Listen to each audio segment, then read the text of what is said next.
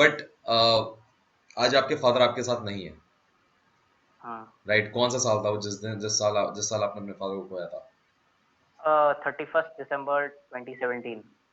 31 दिसंबर 2017, जब दुनिया नए साल की मुबारक दे रही होती है दुनिया को, उस दिन आपने अपने फादर को खो दिया। हाँ यार। Okay, now year is 2020, yes. You got recommended, yes. Married का भी कोई इशू नहीं है, अब ना एयरफोर्स ना। एकेडमी आप ज्वाइन करने जा रहे हो।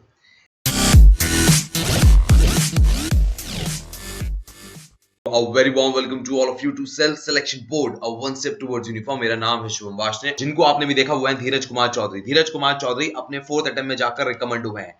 अब इन्होंने अपनी जर्नी में अपने फादर को खो दिया। सोच के देखिए, आपकी यूनिफॉर्म का सपना आपके फादर ने देखा हो, बट वो फादर आपके साथ ही ना हो, कैसा लगेगा आपको? मैं इस बात से कोरिलेट कर पा रहा हूँ कि मेरी माँ का ट्रक से एक्सीडेंट हुआ था, पर मैं नसीब वाला हूँ कि मेरी माँ आज मेरे साथ है। पर सोच के देखिए, सच में बहुत दुख होता होगा कि जिन्होंने आपका सपना देखा यूनिफॉर्म में आपको देखने का, वो आपके साथ नहीं है।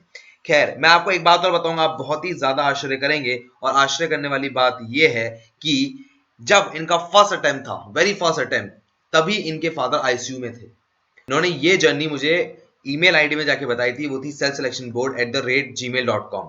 अब वो मेरे इस चैनल के रेगुलर व्यूअर थे, और उन्होंने जब मुझे पूरी कहानी बताई तो उन्होंने उनकी कहानी में एक बात और आई कि उनकी लाइफ में इस पूरी जर्नी में एक प्रोमिनेंट मेंटोर रहे हैं, वो हैं कमांडर एनके नटराजन साहब। और इनका इन्होंने सीडी कोर्स लिया था सबसे पहले, और यूट्यूब चैनल फॉलो करा करते थे। बट इन्होंने नटराजन सर से मिलने का फैसला किया, और तब उनके मेंटोर 3 बन गए, नटराजन सर, अशोक सर और Govardhan sir. GTO, psychologist and interviewing officer, तीनों बने। और फाइनली एक टाइम ऐसा आया जब यहां से इन तीनों से मिलके चुके हैं, उनसे कहा गया कि आप रिकमेंड होने लायक हो। और जैसे ही इन तीनों ने बताया कि ये रिकमेंड होने लायक हैं, इनकी लाइफ में आ गया ट्विस्ट।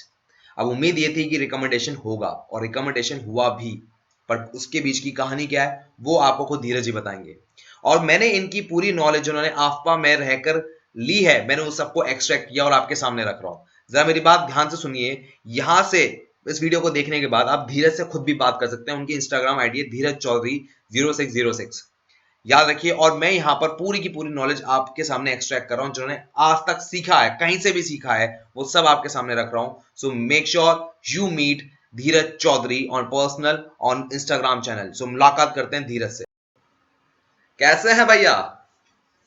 बिल्कुल ठीक है भैया, आप बताओ। हम बहुत ही बढ़िया, बहुत ही बढ़िया। आज हमारे यहाँ मेहमान है जो बिहार बेल्ट से हैं, और आज ये मोटो ही हमारा ये है कि जो हमारा यूपी बिहार की बेल्ट के लोग हैं वो जरा इंस्पायर हो जाए। बड़ी घबराहट होती है उन्हें अंग्रेजी से। हाँ ये तो है यार, हमारे यहाँ थोड़ा सा ट्रेंड है ऐसा कि बिहारियों को जानते हैं क्योंकि इंग्लिश खराब होती है, लेकिन ऐसा नहीं है, मेरी भी इंग्लिश उतनी अच्छी नहीं थी, बट मैंने इम्प्रूव करा टाइम के साथ। टाइम के साथ तो मतलब खराब थी। हाँ भाई, ऑब्वियसली अच्छा, बिहारियों के बिहारी साथ में ना होता एक है। बड़ी गंदी आदत मैंने देखी है, अगर आती नहीं है अंग्रेजी, बिल्कुल भी नहीं आती, अगर आ गई तो ग्रामर के मास्टर बन जाते हैं, सामने वाले की अंग्रेजी ला देते हैं फिर। भाई उनकी उनके साथ क्या होता है ना कि उनके ग्रामर बहुत अच्छे होते हैं, हाँ, बट वो थोड़ा बहुत कम्युनिकेशन में मार खा जाते हैं, क्योंकि कम्युनिकेशन आपकी कब डेवलप होती है, जब आप लोगों से बात कर रहे हो, इंटरेक्ट कर रहे हो, तब आपकी कम्युनिकेशन डेवलप होती है। ग्रेट। लेकिन पढ़ लिख के आप किताबों से पढ़ के सिर्फ अपनी ग्रामेटिकल नॉलेज बढ़ा सकते हो, लेकिन कम्युनिकेशन स्किल्स नहीं बढ़ा सकते हो। चलो वो ठीक है, पर तो हम मेरे आपके पहले इंट्रोडक्शन पे आते हैं। धीरज 4th यस। अटेम्प्ट में जाके रिकमेंड है, 2017 में से तो ऑफिशियली स्टार्ट हुई है, पर बचपन में जब फॉरेस्ट डिपार्टमेंट में थे तो सिर्फ एक ही चैनल आया करता था, दूरदर्शन, और तब वहां रिपब्लिक डे परेड करके आपका जुनून शुरू हुआ है। हाँ बिल्कुल। करेक्ट। और बड़ी बिल्कुल लंबी सही। आपने स्ट्रेटेजी प्लान की कि यार एमएससी कर लेता हूँ तो एजुकेशन का एक और मौका मिल जाएगा एफकेट का, और मेरे चांसेस थोड़े बढ़ जाएंगे, राइट? भाई बचपन से एक ही एम था, फौज ज्वाइन करनी है, उसके पीछे लगे थे। और एक टाइम ऐसा था आपके फादर आईसीयू में थे, लोग कह रहे थे कि इंटरव्यू देने मत जाओ, यहाँ रुक जाओ, बट आपने डिटरमिनेट होकर चले गए। हाँ यार, अब वो गोल्डन अपॉर्चुनिटी थी ना, गोल्डन सोचा कि देना अपॉर्चुनिटी है ही, थी, बट वहां हुआ नहीं फर्स्ट था। अटेम्प्ट।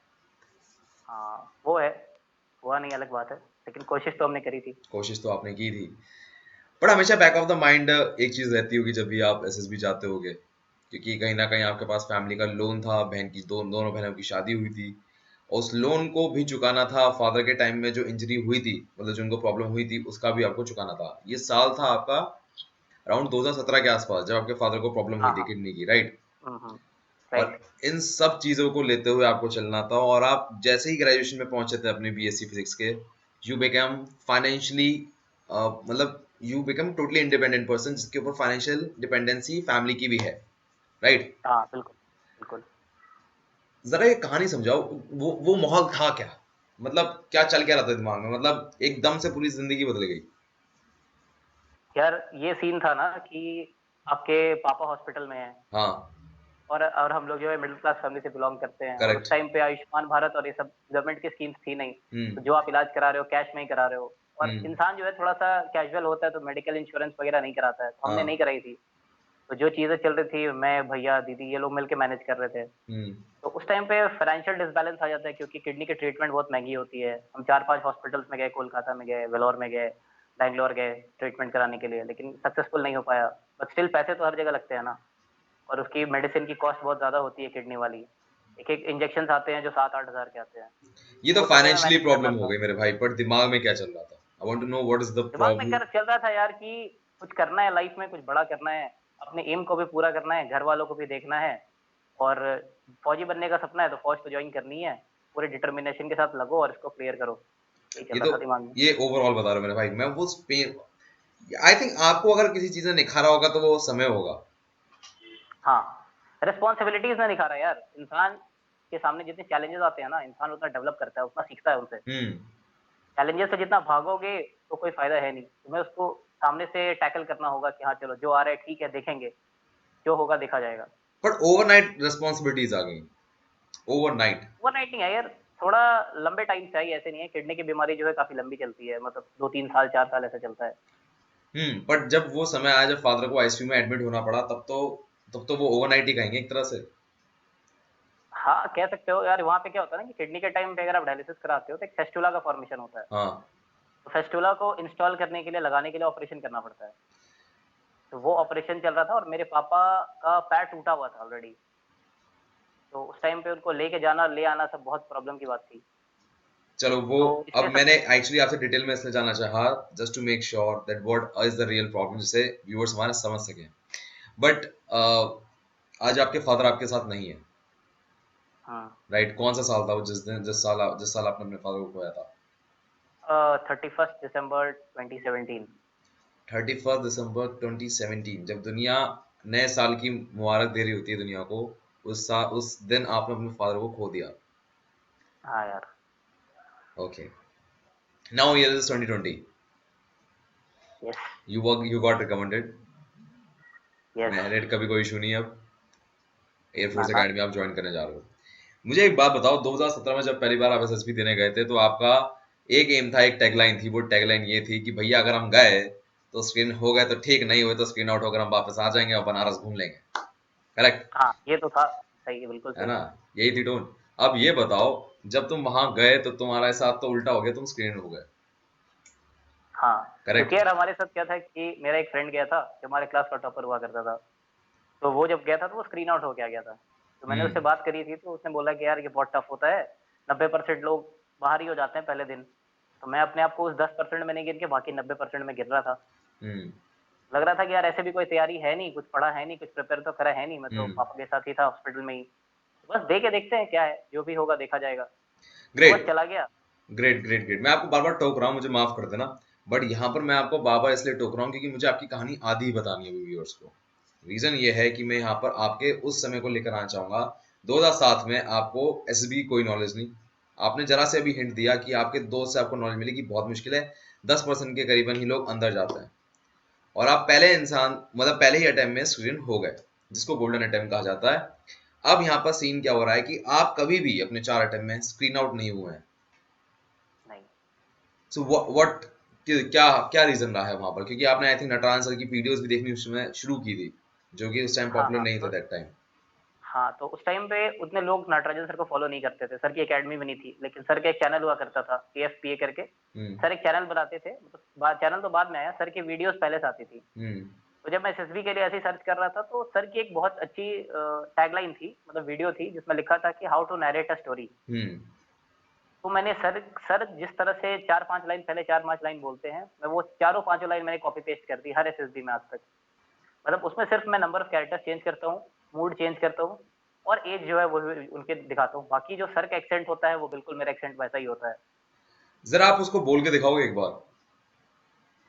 यार जैसे सर कहते हैं कि good morning gentleman, what I perceive in this picture is three characters, two male and one female. The male is of age group 25 to 30 and the female is of age group 45 to 50 and all are in positive mood. The action of my story is Ram helping a woman and the central character of my story is Ram.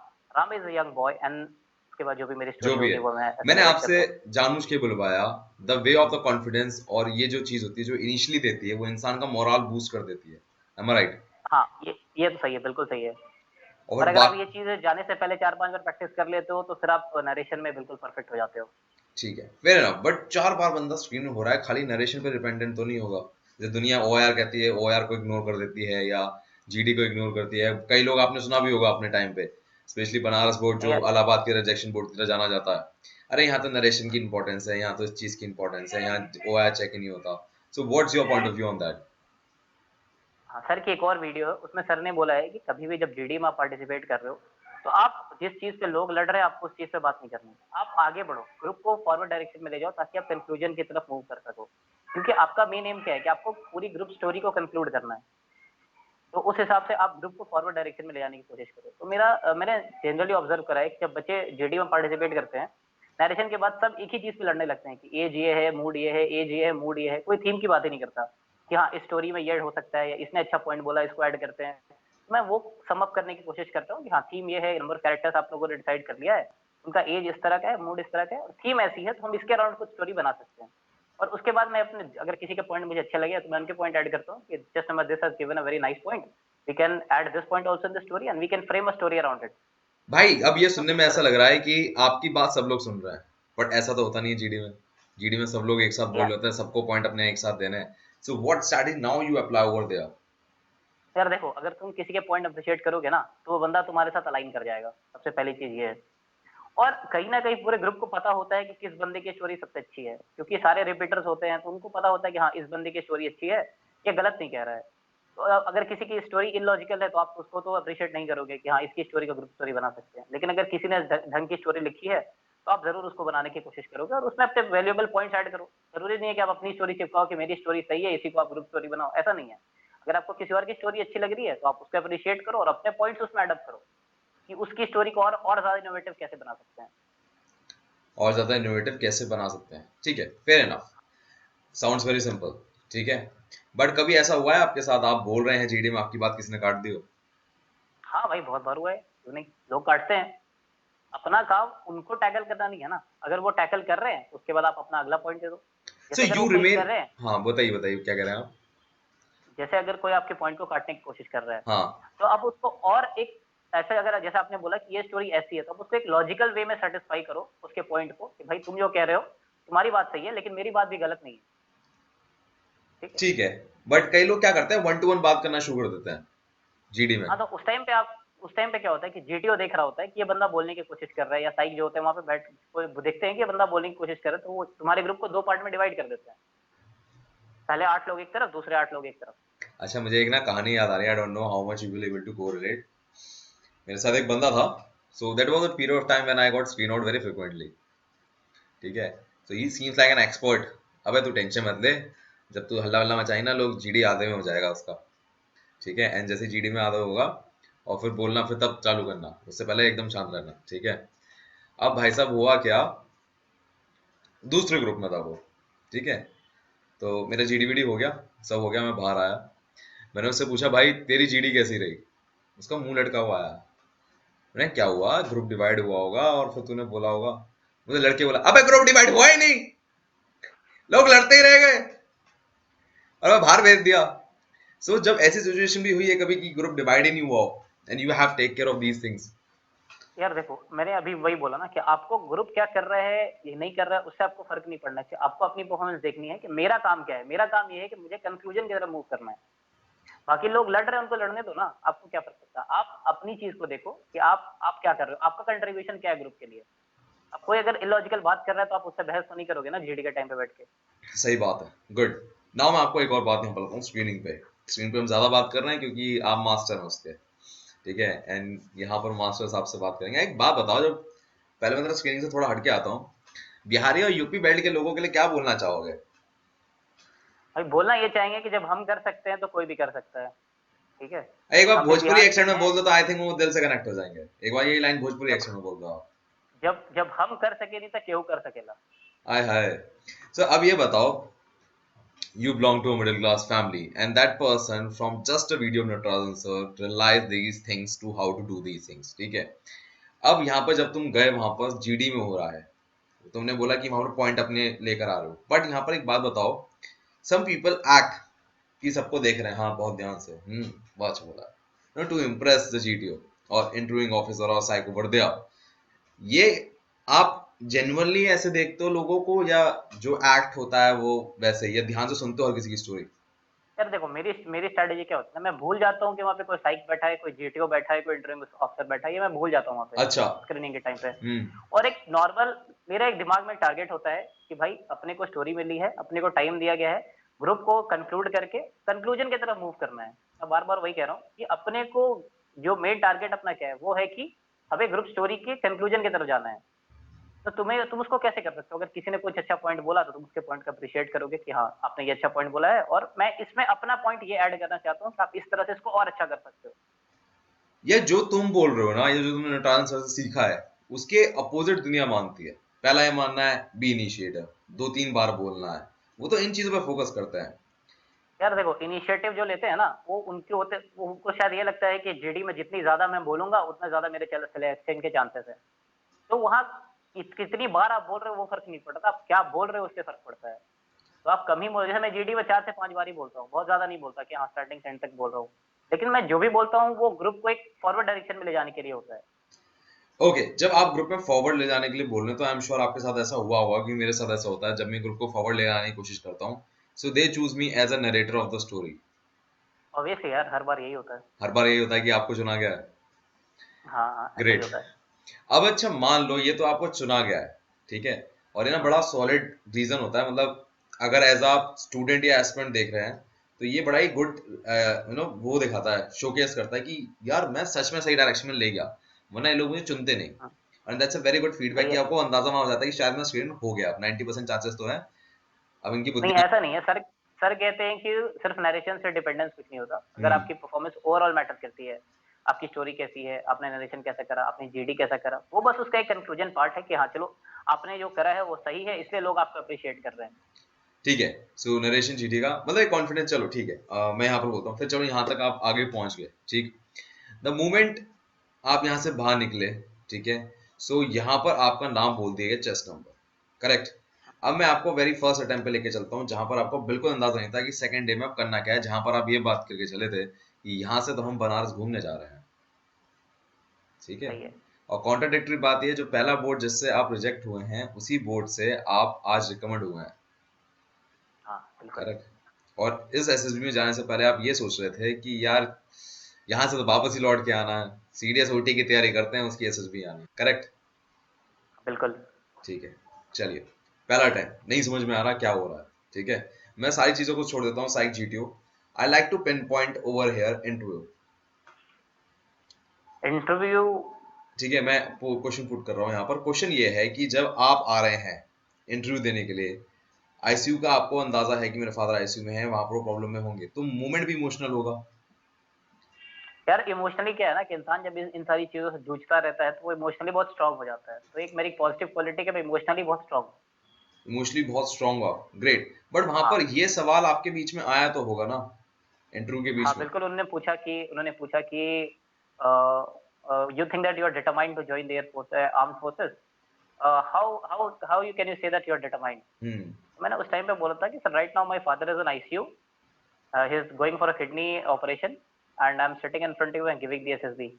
This shows how determined I am to join the armed forces. तो ये great. मैंने उसको बोला था। Great, but ये तो बड़ी sound मतलब सॉलिड लग रहा है ना, ये तो मतलब ऐसा लग रहा है कि आज ये बंदा रिकमेंड होके जा रहा है, बट वहां कॉन्फ्रेंस आउट हुए थे। बट उसी वक्त आपसे कुछ ऐसे सवाल पूछे गए थे जो आपको इंट्रिग करे थे, यार यहाँ पर मैं अपने सवाल के जवाब ढंग से नहीं दे पाया, जैसे बीएससी फिजिक्स आपने क्यों चूज की, बीटेक क्यों नहीं की, गवर्नमेंट कॉलेज में आपने एडमिशन क्यों नहीं लिया, ठीक है, ऐसे कुछ सवाल थे, राइट, क्या थे जरा आप थोड़ा बताओगे? ये सबसे पहले मुझसे पूछा कि तुम इतने अच्छे स्टूडेंट हो, you have good marks in 10th standard, and you said that you were a good student but somehow you couldn't score much in 12th, you should have gone for engineering, why you didn't opt for engineering। हम्म। तो फिर मैंने बोला कि sir, मैं justify नहीं कर पाया ढंग से। मैंने बोला कि सर मेरे भैया ने मेरे को बोला बीएससी कर लो, मैं बीएससी कर रहा हूँ, जबकि वहाँ हम्म। पे मुझे दिखाना था कि ये मेरा डिसीजन है खुद का कि मैं बीएससी कर रहा हूँ। तो जब आप 12th स्टैंडर्ड पास कर चुके हो और आपकी डिसीजन मेकिंग ही सही नहीं है, तो आप फौज में आके क्या करोगे? ठीक है, यहाँ तक की बात हुई। अब बात जरा आगे वाले अटेम्प्ट में लेके चलते हैं। इस वाले अटेम्प्ट में आपको पूरा एहसास हो गया था कि यहाँ पर आई एम नॉट प्रिपेयर्ड, मतलब मुझे समझ नहीं है अभी एसएसबी की, मोटा मोटा हम चलती है। तब मूवमेंट आपने शायद उसी समय नटराजन सर की सीडी कोर्स भी लिया था, हाँ। And you have got the fair idea what to do what not to do. वहां से सारी नॉलेज हो गई थी, ठीक है, जीटीओ को तो खासकर आपको, ठीक है। बट आपने मुझे कॉल पे बताया था कि Shubham, even after watching the CD I felt incomplete. क्या था या वो बिल्कुल, हाँ, ऑब्वियसली। क्या क्योंकि था यार वो? देखो, नटराजन सर की सीडी देखने के बाद आपको ये तो पता चल जाता है कि अब जीटीओ में सेल कर रहे हो, जीटीओ में हम्म। क्या करना है सर बिल्कुल क्लैरिटी से बता देते हैं। हाँ। लेकिन सर ने बताया मॉडल टीएटी वगैरह स्टोरीज वगैरह कैसे लिखनी है, ये तो सर बता देते हैं। हम्म। लेकिन आप स्टोरी सही लिख रहे हो या नहीं लिख रहे हो, इसकी असेसमेंट आप खुद नहीं कर सकते हो। जैसे आपने करेक्ट। स्टोरी लिखी, वो स्टोरी एवरेज लेवल है, बिलो लेवल है, या गुड स्टोरी है, कैसी स्टोरी है, या आप खुद जज नहीं कर सकते हो, क्योंकि आपके हिसाब से तो वो अच्छी स्टोरी है इसलिए आपने लिखी है।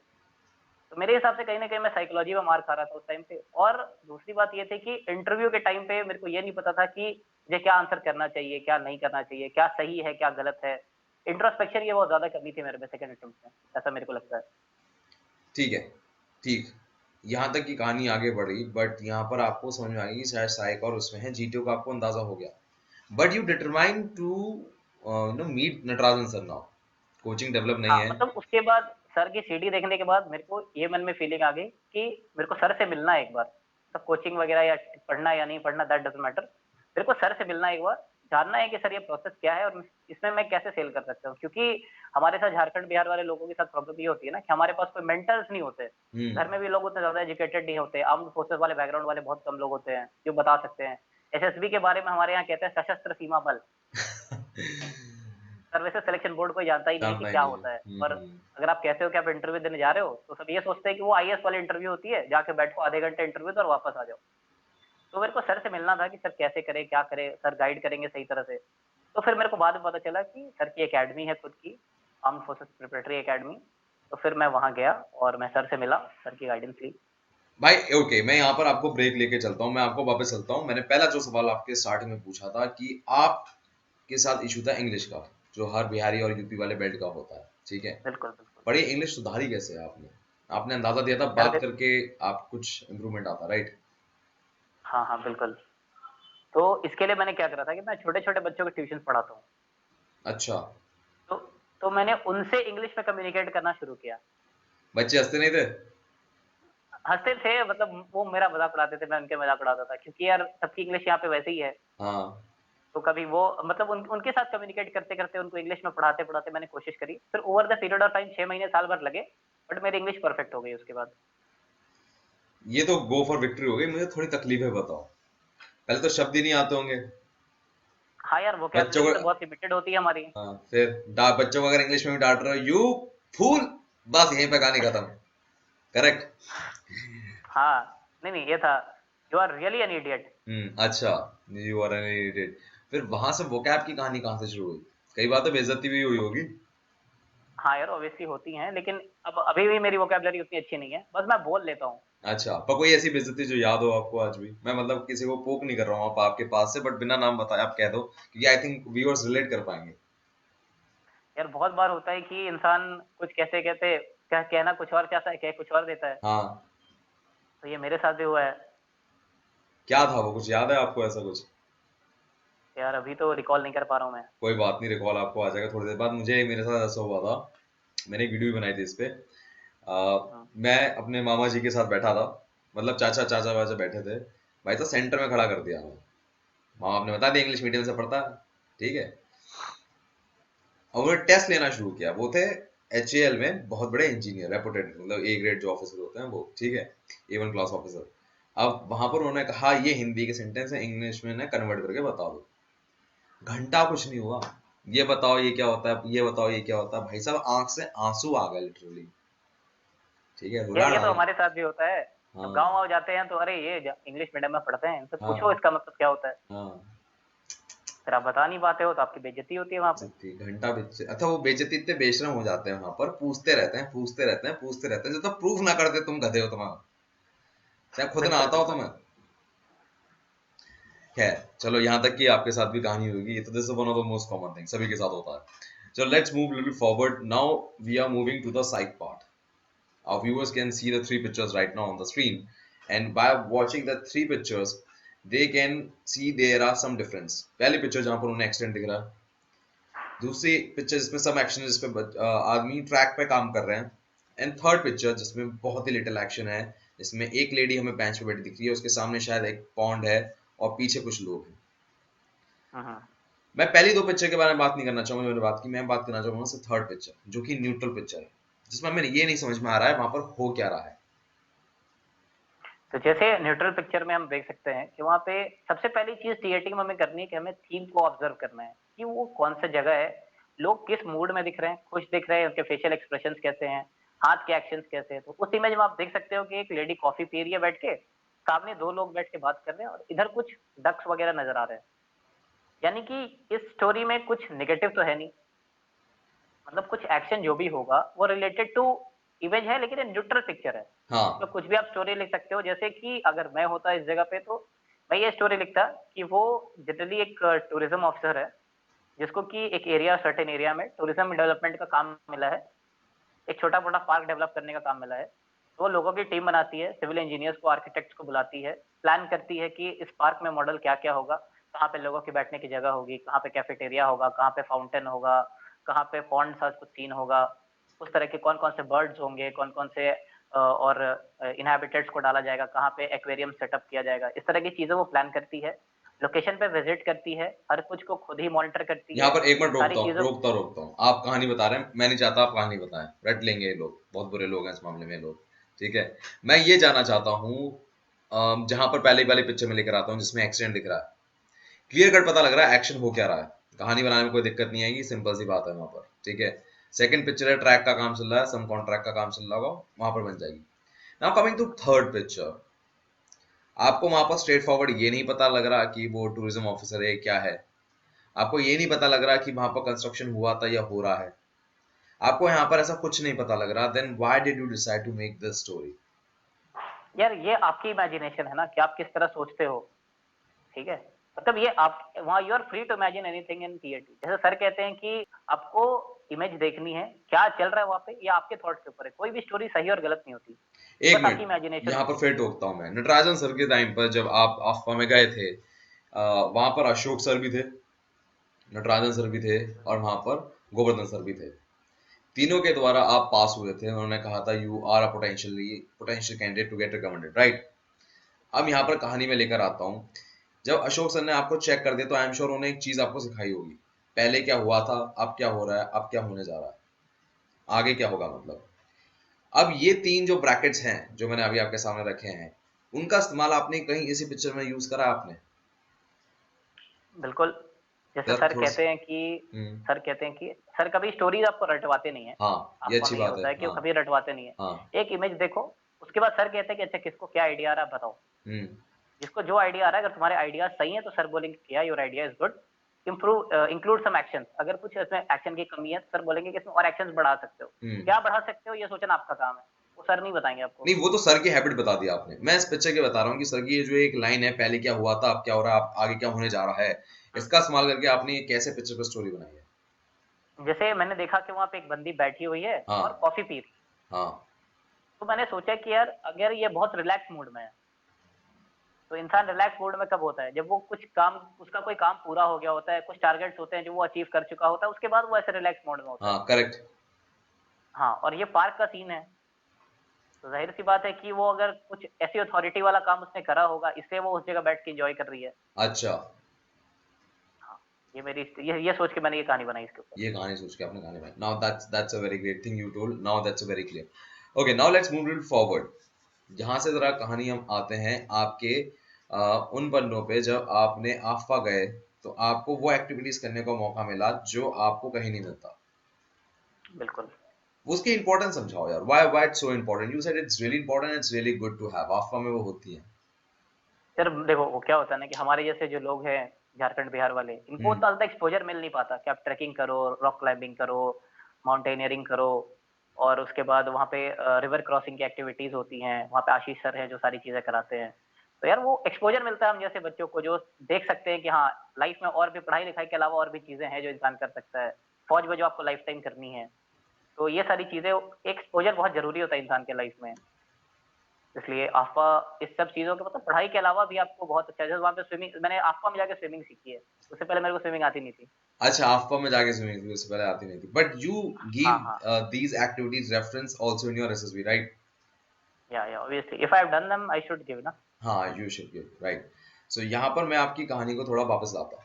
गोवर्धन सर ने जब आपका इंटरव्यू लिया होगा, जो आफ्पा में एक फैकल्टी है, how was the hmm, hmm. Experience over there, and वहां पर उन्होंने कुछ ऐसा कुछ बोला जो आपका वहां पर पिन पॉइंट रह गया और फिर बाद में काम आया हो?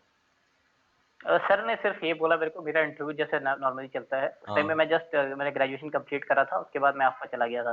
हम्म। तो मेरा इंटरव्यू कुछ प्रिपरेशन नहीं थी, बस ऐसे ही गया था। वहाँ मैं ये सोच के गया था कि मुझे यहाँ गलतियाँ करनी है ताकि मैं एसएसबी में ना करूँ। तो जब मैं इंटरव्यू के लिए गया, इंटरव्यू सर ने शुरू करा, तो फाइनल जब इंटरव्यू, सब बहुत सारी चीज़ें पूछी उन्होंने, क्या है, कैसे है, एसआरटीज़ भी मारे। उसके बाद फाइनल कंक्लूजन में उन्होंने बस मेरे को ये बात बोली कि तुम अपने नॉलेज कंटेंट पे काम करो, रेस्ट एवरीथिंग इज़ फाइन। नहीं, नॉलेज कंटेंट में क्या उन्होंने पोक करा? क्योंकि मैंने देखा है कि जो वो गोवर्धन बोल देते हैं उनकी खास बात ये है, वो आने वाले इंटरव्यू में आता जरूर है। जैसे उन्होंने मेरे को बोला था कि कुछ करंट अफेयर्स के बारे में कुछ पूछा था, डिफेंस के बारे में कुछ पूछा था, तो मेरी नॉलेज एकदम लिमिटेड थी। हाँ।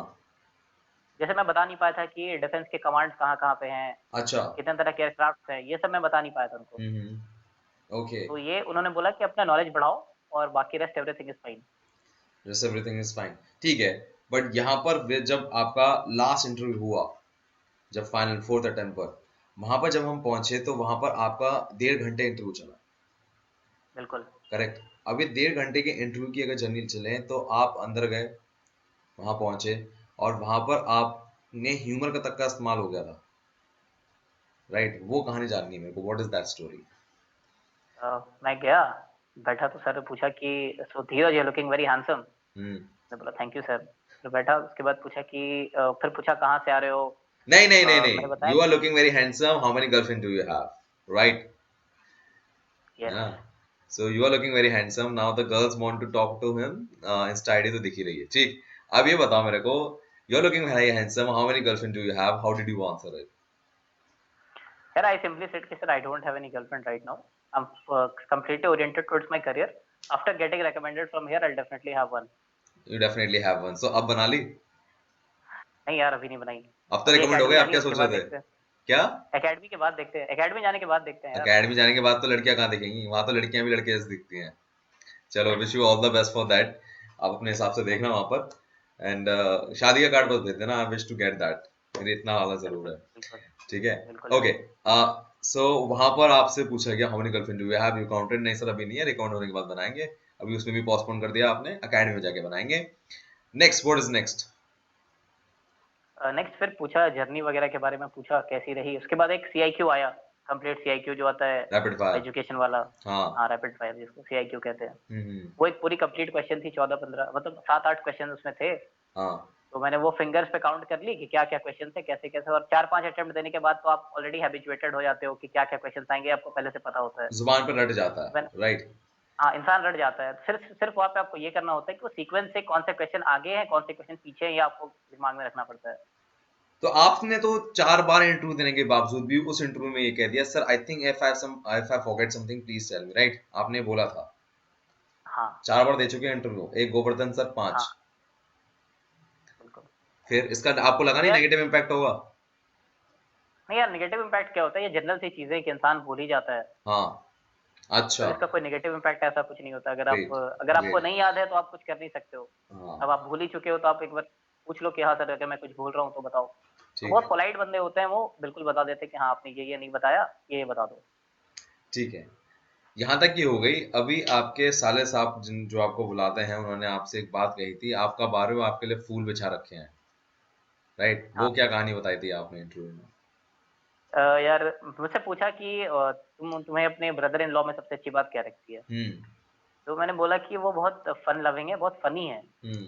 तो मेरे को उनका ये सेंस ऑफ ह्यूमर उनका बहुत अच्छा लगता है मेरे को। अच्छा। उन्होंने बोला कि अच्छा, लास्ट इंसिडेंट बताओ कि क्या हुआ था। हाँ।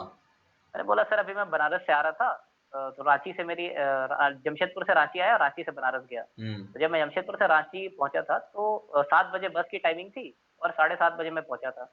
इन द मीनवाइल मेरे जिया जी ने फ़ोन करा और बोला कि अरे साले साहब कहाँ रह गए? आपके आने की खुशी में मैंने पूरे रास्ते पे गुलाब के फूल बिछवाए हैं, जल्दी आओ वरना ये बह जाएँगे।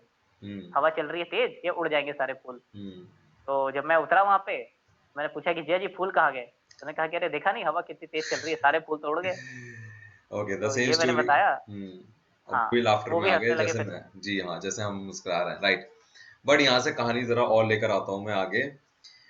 There was a point in this entire interview जब आप अपनी फादर वाली कंडीशन को समझा रहे थे।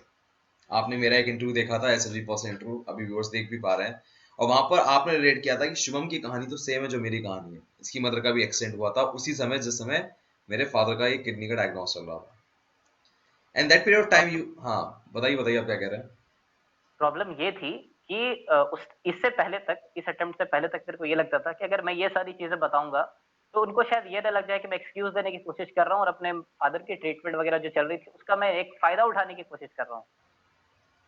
तो इसलिए मैं ये चीजों को बताने से बचता था। ओवरऑल मतलब पूरी डिटेल में नहीं बताता था, थोड़ा बहुत बता के निकल जाता था। लेकिन इस बार मैंने कंप्लीट डिस्कशन करा कि हाँ सर ऐसा था, ऐसा ऐसा चल रहा था, मैं ये चीजें कर रहा था, मैं पर्सनली इन इन चीजों में इन्वॉल्व था। तो इसलिए मेरा इंटरव्यू लंबा गया इस बार। इसलिए आपका इंटरव्यू लंबा गया, 1.5 घंटे का ये इंटरव्यू चला। बट यहाँ पर जरा और लेकर आओ कहानी। तो कहीं ऐसा था जहां पर आप हल्का फुल्का भी अटके थे? नॉर्मली तो पूरा इंटरव्यू फ्लो में चला गया था एक ही सेकंड में, जिसमें आपको पूरा कॉन्फिडेंट था कि आज तो यहाँ से रिकमेंड होके ही जा रहा हूँ मैं। बट यार कहीं, यही 4 अटेम्प्ट में यही एक ऐसा इंटरव्यू था जिसमें मैं कहीं नहीं फंसा। मैं इंटरव्यू को एंजॉय कर रहा था। ठीक है चलो यहाँ से पहले रिकॉल करते हैं पहले वाले इंटरव्यूज में।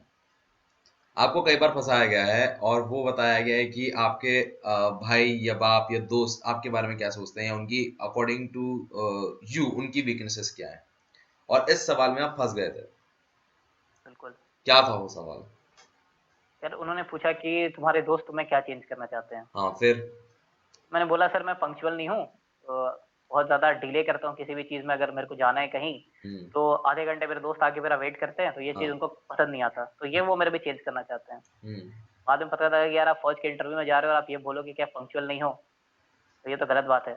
उसके बाद उन्होंने पूछा कि तुम्हारे दोस्त क्या क्वालिटीज़ है जो तुम अपने दोस्त में चेंज करना चाहते हो? हम्म। मैंने बोल दिया सर वो बेटिंग वगैरह करते हैं, मैं ये चेंज करना चाहता हूँ। हम्म। तो ये तो बिल्कुल ऐसी चीज़ें हैं जो इल्लीगल है और आप उसको आपके दोस्त वो कर रहे हैं, तो मतलब अगर आपके दोस्त कर रहे हैं तो आप भी उसमें इन्वॉल्व हो सकते हो। करेक्ट। अब मैं जरा यहाँ पर वापस थोड़ा 2 स्टेप पीछे लेता हूँ, ठीक है। Again back to the after transfer की आप कोचिंग स्कूल में चले गए थे, you are impressed by CD course, और जब वहां पर आप पहुंचे तो आपने एक बात देखा कि you become to expert in solving GTO, जिसकी वजह से आपने 25 मिनट में रियल एसएसबी पूरा का पूरा पीजीटी खत्म कर दिया जो कि 40 मिनट का होता है बिल्कुल, बिल्कुल, वो मैसूर वाले में हुआ था। मैसूर वाले में। सो इस चीज हाँ, का मैसूर वाले ड्रॉबैक क्या, बहुत। इस चीज का ड्रॉबैक भी आपको महसूस हुआ होगा क्योंकि आपने कैंटिलीवर लूप ऐसे शब्द बोल रहे थे आप। हाँ, बिल्कुल, तो इसका एक नेगेटिव इम्पैक्ट ये पड़ता है कि जीटीओ को पता चल जाता है कि ये बंदा फौज है, इसने कोचिंग ले रखी है कहीं से और ये इसलिए ऐसे वर्ड्स का इस्तेमाल कर रहा है। और उस टाइम पे आप अगर आप नटराजन सर के स्टूडेंट हो तो आपको आइडियाज़ बहुत जल्दी-जल्दी आने लगते हैं और हम्म। आइडियाज़ आते हैं तो आप इम्प्लीमेंट करना जल्दी शुरू कर देते हो। बट आपने इस तो बात को थोड़ा कंस्ट्रक्टिव वे में करा और इसको थोड़ा सुधारा, बिल्कुल। क्योंकि कहीं ना कहीं डोमिनेंस आ रही थी आपके उसमें, राइट? हाँ, हाँ, तो हाँ, उसको हाँ। सुधारा मैं कैसे पहले आपने? कोशिश करता था। हम्म। मैंने ये सुधारा कि पहले मैं क्या करता था कि मैं फट्टा बल्ले लिया, आइडियाज़ लगाए और आगे क्रॉस कर गया। हम्म। तो ये थोड़ा-सा डोमिनेटिंग टाइप का हो जाता था। इस बार अच्छा। मैं लोगों को चांस दे रहा था कि अगर आपके पास और भी कोई आइडिया है तो आप लगाओ और मेरे पास जो आइडिया है वो ये आइडिया है, आप इसको इम्प्लीमेंट करके देख सकते हो, ये शायद काम कर जाए। तो इस बार हम्म। मैं डोमिनेट नहीं कर रहा था जीडी में, बल्कि कोऑपरेट कर रहा था सबके साथ। यू आर डूइंग कॉपरेशन, ठीक है। बट यहाँ पर कहानी मैं और आगे लेकर आऊं, तो जब ये सब चल रहा था, एक नियम होता है, एक रूल होता है जो कि अनसेड रूल है, बट अगर किसी एसएसए से बात करो तो पता लगेगा, मेरी वीडियो में भी डिस्कस हुआ था जीटीओ ब्रेन इनसाइड में, कि अगर ऑफिसर जो जीटीओ है आपको कमांड टास्क में आखिर में बुला रहा है और कमांड टास्क थोड़ा मुश्किल है, तो उसका मतलब ये there are sure chances you going to get recommended, right? हाँ, ऐसा कहते हैं, मतलब अब ये तो श्योरिटी है तो एक्सेसर ही बता सकते हैं हाँ, हम ये तो क्या पता। मतलब बट श्योरिटी, सॉरी मैं गलत बोल गया, मतलब there is a chances, sorry surety गलत बोल गया, देयर इज हाँ, अ चांसेस ऑफ हाँ, गेटिंग रिकमेंडेड, हाँ, ऐसा कह सकते हैं। ये कह सकते हैं। हाँ, तो मेरी वाली में मेरे को आखिरी में बुलाया था। आखिर में बुलाया था, वहां पर कुछ रेड का ब्लू, ब्लू का व्हाइट हुआ था कुछ? हाँ, हाँ, बिल्कुल हुआ था। क्या था वो मैनिपुलेट बताओ? करते हैं वो। वहाँ पे एक था, ऐसा था कि उसमें अपने को अंदर जाना था, वहाँ पे एक लोड रखी थी, उस लोड को लेके वापस आना था। हम्म। उसके बाद सर ने बोला कि ये तरीका नहीं, किसी और तरीके से करके दिखाओ। एक तरीके से मैंने कर दिया, तो बोला ये तरीका इम्प्लीमेंट मत करो, दूसरे तरीके से करके दिखाओ। फिर मैंने दूसरे तरीके से कर दिया। उसको मैनिपुलेट कर रहे थे कि सपोज़ करो ये रेड है, ये व्हाइट है, ये मतलब ये येलो हो गया, अब क्या करोगे? पर इस तरह खाली के वो ये मैनिपुलेट कर रेड रहे थे। ब्लू व्हाइट नहीं कर रहे होंगे ना, वो आपको टाइम प्रेशर में भी डाल रहे होंगे। हाँ, नहीं टाइम कंस्ट्रेंट नहीं था, मैंने जल्दी-जल्दी कर दिया था तुरंत-तुरंत, तो टाइम कंस्ट्रेंट कुछ नहीं था मेरे लिए। नहीं, कभी टाइम प्रेशर डाला उन्होंने आपके ऊपर, कितना टाइम बचा है, जल्दी करो यार, जल्दी करो? इस वाली में तो नहीं डाला, पिछली वाली में मैसूर वाली में डाला था। So how do you look at it? क्योंकि लोग तो कहते हैं यार, जब वो इतना ऐसा ऐसा बोल रहा होगा तो उसको मेरा बुरा इंप्रेशन पड़ रहा होगा। Don't you look at this in the same manner? यार इस टाइम पे मैं सिर्फ परफॉर्मेंस पे ध्यान दे रहा था, कौन क्या सोच रहा है, कौन क्या देख रहा है, इससे कोई फर्क नहीं पड़ रहा था। ये आप करते कैसे हो कि आपको फर्क ही नहीं पड़ता उस टाइम? ना आप स्क्रीनिंग में देख रहे हो, ना आप जीटीओ में देख रहे हो, सिर्फ काम पे ध्यान दे रहे हो, कैसे? कुछ जरा सी भी थॉट नहीं आती थी? यार ये सब सर की एडवाइस है, अगर आप नटराजन सर की वीडियोस देखोगे तो आपको क्लियर कट आइडिया लग जाएगा कि सर बोलना क्या चाहते हैं। ओके, चलो मैं यहाँ से जरा दोबारा लेकर आता हूँ आपको कहानी पे। अ, जब आप वहां पर थे, वो जो मूवमेंट होता है साइक टेस्ट का, ठीक है? बिल्कुल। So there is, a strategy which most of the people follow, that is doing that 300 and 400 times. What's your way? Do you follow the same strategy? नहीं, देखो यार, एक एक कहानी कहते हैं कि अगर तुम्हें बाइक चलानी आती है तो तुम कोई भी बाइक चला सकते हो, चाहे वो हीरो होंडा की हो या यामाहा की हो या किसी भी कंपनी की हो, तुम बाइक चला सकते हो। अल्टीमेटली तुम्हें चलानी आनी चाहिए। जी। तो तुम अगर स्टोरी में करना क्या है ये तुम्हें पता है, तो तुम्हें 200-300 पिक्चर्स लिखने की कोई जरूरत नहीं है। नहीं तो आप कितनी मैंने जल्दी हार्ड समझ गए? मैंने इमेज कभी प्रैक्टिस ही नहीं करी। मेरे को पता था कि क्या करना है, इमेज को ऑब्जर्व करना है, क्योंकि आप मार्केट में बहुत सारी नेगेटिव इमेजेस हैं जो कभी एसएसबी रिलेट ही नहीं करती। जो गूगल सर्च में लोग ढूंढ वैसे लेते हैं। नेगेटिव हाँ, वैसे नेगेटिव इमेजेस प्रैक्टिस करके कोई फायदा नहीं है, क्योंकि आपकी थॉट प्रोसेस जो है ना वो बिल्कुल गलत हो जाएगी अगर आप वैसे इमेजेस को प्रैक्टिस कर रहे हो तो। ओके। तो मैंने कभी कोई प्रैक्टिस नहीं करी इसके लिए। हाँ, वीडियोस वगैरह देखता था, जैसे साइकोलॉजिस्ट वगैरह, आपके चैनल पे भी बहुत सारे साइकोलॉजिस्ट आते हैं या जेटीओ आते हैं या इंटरव्यूइंग ऑफिसर आते हैं, मैं उनके वीडियोस देखता था, उनके फीडबैक लेता था कि क्या करना है। जैसे आपके वीडियो में अशोक सर ने बहुत अच्छी तरह समझाया है कि एक कैंडिडेट से क्या एक्सपेक्टेशन होती है और उसको क्या करना है। तो जब आपको यही पता है कि आपको क्या करना है, तो फिर आप 400 इमेज प्रैक्टिस करो या 4 इमेज प्रैक्टिस करो, कोई फर्क नहीं पड़ता उससे। Okay, fair enough. चार प्रैक्टिस करो, 400 करो, उससे कोई फर्क नहीं पड़ता। बट ये सब चल रहा था, मुझे बताओ, पहला अटेम्प्ट नहीं समझ में आया, दूसरा अटेम्प्ट में थोड़ा समझ में आया, वहां पर सीडी रिलीज, फिर से नटराजन सर के पास गए, आफ्पा गए। थर्ड अटेम्प्ट में आप आफ्पा आई थिंक कर चुके थे थर्ड अटेम्प्ट तक, ठीक है? तो वहां पर थर्ड अटेम्प्ट में ऐसा क्या हुआ कि जो आप बाहर हो गए? Is it the answer of over confidence? मतलब answer of this question is over confidence? कह सकते हो एक तरह से ओवर कॉन्फिडेंस हो गया, और दूसरी चीज थी कि सेल्फ इंट्रोस्पेक्शन की थोड़ी कमी थी मेरे अंदर। इंटरव्यू में मैं खुद से रिलेटेड सवाल के आंसर्स नहीं कर पा रहा था, तो ये एक बहुत बड़ी कमी रह गई थी। ठीक है, बट सोच के देखो ना, आफ्पा से आए हो, आफ्पा में आपको तीनों सेशन ने ये कह दिया है, साइकोलॉजिस्ट, जीटीओ और इंटरव्यूइंग ऑफिसर ने, that you have a potential to get recommended. Yes, confidence तो पार होगा भाई। बिल्कुल भाई। अब और वो भी ऐसे एक्सरसाइज कैसे कहते हैं जो आप सर्विंग थे, जिन्होंने सर्व करा है और वो आपको कह रहे हैं, तो आपका कॉन्फिडेंस तो पीक पे चला जाता है। फिर? और हमारे बैच में जो बंदा था, ऑल इंडिया रैंक 1 था एसएससी एंट्री में, अच्छा। एसएससी टेक एंट्री में। ओके। तो ये एक और कॉन्फिडेंस बड़े भर दिया हमारे अंदर कि भाई जब वो हो सकता है तो हम भी हो सकते हैं। तो उसके बाद कॉन्फिडेंस थोड़ी-सी ज़्यादा हो गई थी। लेकिन वही है कि इंट्रोस्पेक्शन की फिर भी कमी थी, क्योंकि सर आपको बता देते हैं कि आपको इंट्रोस्पेक्शन करना होगा, लेकिन करना तो आपको खुद ही है। तो उस इंट्रोस्पेक्शन के बाद आपने आपको ठीक करा, और वो जो तीन चीजें थी जीटीओ में, ये जो ओवर डोमिनेट करके सारा टास्क था वो आपने खत्म किया, 25 मिनट में करते थे, you take care of that. Interview में जो आप में पर्सनल क्वेश्चंस थे उनका जवाब नहीं दे पाए थे, वो पर्सनल क्वेश्चन क्या था? I like to know about that. जैसे कि तुम्हें तुम्हारे भाई से तुम क्या सीखे हो? मैंने बता हाँ। दिया कि मैंने ये सीखा है मेरे भाई से। अब उन्होंने पूछ दिया कि तुम्हारे भाई ने तुमसे क्या सीखा है? हम्म। तो मैं एकदम से ब्लैंक हो गया कि यार अब भाई ने क्या सीखा, ये मैं सोच नहीं पाया वहाँ पे। फिर उन्होंने पूछा कि तुम्हारी 2 बड़ी बहन हैं, उन्होंने क्या एडवाइस दी तुम्हें, जिसको इम्प्लीमेंट करके तुम्हारे अपने लाइफ में तुम्हें फ़ायदा या नुकसान हुआ? तो अब ये सारी चीज़ें आप सडनली रिकॉल नहीं कर पाओगे वहाँ पे बैठ के, और ये आपके ऊपर एक प्रेशर बिल्डअप कर देगा। तो इस बार मैंने वो चीज़ करी थी कि मैंने एक-एक चीज़ को लिखा था कि हाँ, मुझसे आज तक इंटरव्यूज़ में ये चीज़ें पूछी गई हैं, इसको इस तरह से आंसर करना होगा, इसको इस तरह से आंसर करना होगा। फिर मेरा एक बेस्ट फ्रेंड है, जिसका नाम अश्विनी है, मैं उससे ये सारी चीज़ें डिस्कस करता हूँ हमेशा बैठ के, कि इसको कैसे बता सकते हैं, इसको कैसे बता सकते हैं। तो वो भी अपने सजेशंस देता है कि इसको इस तरह से बोल, इसको इस तरह से बोल। और भी मेरे काफ़ी दोस्त हैं आस-पास के, उनसे भी बात-वात होती है, तो वो भी ठीक गाइड करते हैं। है, okay, I will keep your words on hold, I will keep your words on hold. मैं यहाँ पर एक बार डिस्कस करना चाहूंगा कि अ, जब ये पूरा प्रोसेस चल रहा था, इंटरव्यू, साइक, जीटीओ जब चल रहा था, ठीक है, नाउ एक मोमेंट था जब आपको पूरा सीन खत्म होने के बावजूद भी कहीं ना कहीं लग रहा होगा I am going back on a very third attempt recommended, हाँ, बिल्कुल ऐसा तो लग रहा था, ठीक है, कि आज मैं लेकिन यहाँ से जा रहा हूँ और मेरा नाम शायद बुलाया जाएगा। हाँ, हाँ, बिल्कुल। अगर आप इतने प्रिपेयर्ड हो तो आपको लगेगा कि हाँ, बुलाना तो चाहिए। लेकिन मेरा इंटरव्यू थोड़ा उतना सही नहीं गया था। अगर आपकी सारी चीज़ें सही जाती है तो आप कॉन्फिडेंट होते हो कि हाँ यार, इस बार तो होना ही है। लेकिन इंटरव्यू में मैं कुछ चीज़ों का आंसर नहीं कर पाया था, तो वो एक थोड़ा-सा प्रेशर डाल रहा था कि यार इंटरव्यू सही नहीं गया मेरा, तो ये प्रॉब्लम थी। ठीक है, जरा यहाँ से कहानी जरा मैं थोड़ा पीछे लेके जाता हूँ। आपके उसमें जॉब नहीं है, if I am not wrong, या 2017 के पास आउट हैं, if I am not wrong, और 2020 चल रहा है, 3 साल बिना जॉब के, कैसे जस्टिफाई किया आपने? यार देखो, जब मैंने 12th स्टैंडर्ड पास करा था ना, तो मैं होम ट्यूशन चालू कर चुका था उस टाइम पे, हम्म। क्योंकि मैंने बताया कि उस टाइम पे फाइनेंशियल कंडीशन की प्रॉब्लम चल रही थी। तो मैं घर जाके ट्यूशन पढ़ाता था बच्चों को। तो ऐसे करते बाद में मैं 11th-12th के क्लासेस लगाने लगा, और अभी मैं एक कोचिंग इंस्टीट्यूट ओन करता हूँ। ठीक है, तो मैं शाम के टाइम में अपनी पढ़ाई, मेरी कॉलेज, जैसे मेरा मास्टर्स चल रहा है अभी, मास्टर्स कंप्लीट होने के बाद मैं सेकंड हाफ में जब शाम के टाइम में फ्री होता हूँ, तो मैं 2 ढाई घंटे की क्लासेस लेता हूँ।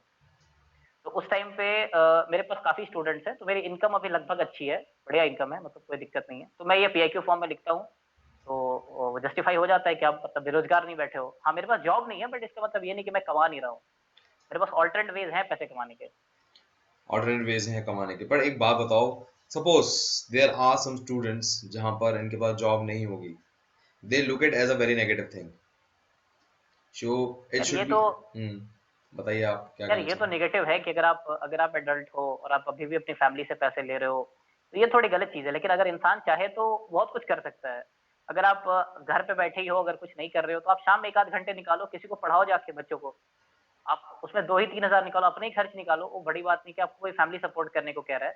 लेकिन आप अपने लिए तो अर्न कर सकते हो, और 1-2 घंटे पढ़ाना कोई बहुत बड़ी बात नहीं है। हर इंसान के पास फ्री टाइम होता है दिन भर में पढ़ाने का। ठीक है, तो यहाँ पर जब आपके ये कहने का सेंस है क्यों, आपने एक तो मोटा मोटा बोल दिया कि माँ बाप से पैसे ले रहे हो इतनी बड़ी उम्र आकर, ठीक है, बट इसका कहने का सेंस है क्या, what is the reason behind it? ये रीज़न ये है कि अनअकैडमी पे एक सर हैं, जनरल एनपी सिंह सर, उनके वीडियोज़ मैं देखता हूँ। तो वो ऑलरेडी प्रेज़िडेंट रह चुके हैं एसएसबी इलाहाबाद के। तो वो बताते हैं, उनकी वीडियोज़ में ये है कि अगर आप नहीं कमा रहे हो तो ये बहुत नेगेटिव इम्पैक्ट डालता है।